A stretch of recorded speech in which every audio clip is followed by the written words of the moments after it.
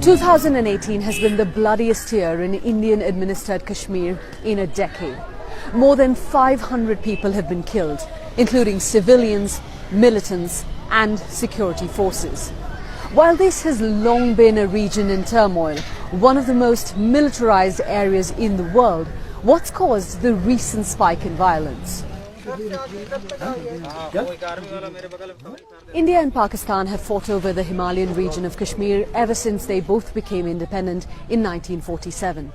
They went to war over it 2 times, and as it stands now, they each control a part of the region. Some areas are also controlled by China. Here in Indian-administered Kashmir, the most deadly period was from the late 1980s through the 1990s. Resistance to Indian rule led to a rise in militancy and tens of thousands of people were killed. The violence subsided in the first decade of this century, but it's never fully gone away. And the anti-India sentiment among people here remains strong. This means every now and then the unrest spikes. This fresh wave of violence we're witnessing now has been escalating since 2016. That was when Burhan Wani, a 22-year-old militant leader, was shot dead by Indian armed forces. He was adored by many here, had a mass following, and his death led to anger and protests. Both sides, the security forces and the armed insurgents, have since become more active.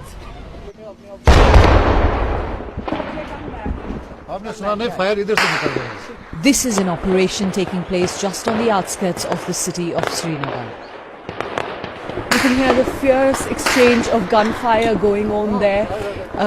Indian armed forces are fighting what are believed to be 2, perhaps 3 militants who are hiding in there. This gun exchange has just intensified, but the operation has been going on all through the night for the past 12 hours. And it's these kind of operations that the armed forces have really ramped up this year. There have been more than 100 in just 2018 alone. 3 armed insurgents were killed.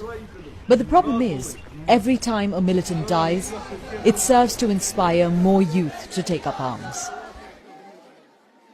Like Firdaus Ahmad Mir, he became a militant in 2017. He was killed just a year later in November 2018. Men saçın on maksadı o, barda yetçi cabriya gasan, zulüm şu gasan, bakay şu huçu gasan, namın suçu ma bay benin su gasan gustay ki yim galat peş yim karnı mı su men saçın barda. This is Firdaus's funeral. Tens of thousands of people turn up to pay last respects to insurgents who've been killed.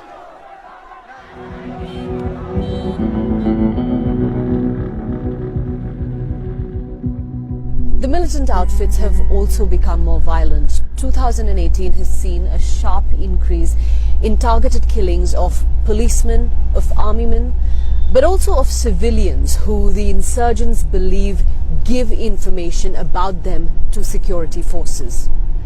We're on our way now to a district in southern Kashmir which is known to be a hotbed of militancy, where an army man was shot in his home in front of his family.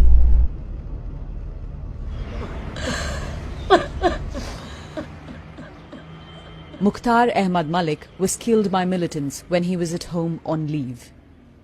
Kashmir te aav tang setha aav na lihada jo yemne se behtar bambari.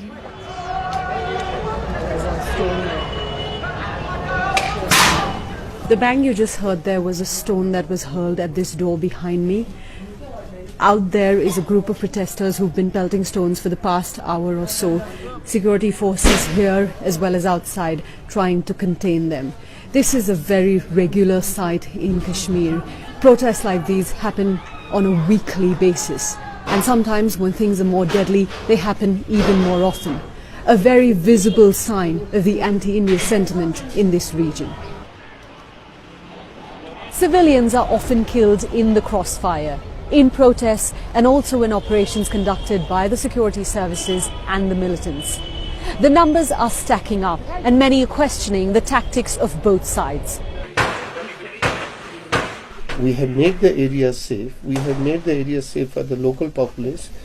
We cannot sit and keep on watching militants with weapons, roaming in villages, threatening people and gaining ground. No, we cannot. We just cannot afford to watch that.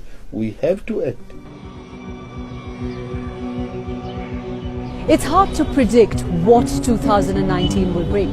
Will there be a pause in the violence or increased bloodshed? The only thing one can say with certainty is that it's never too long before the next killing takes place here.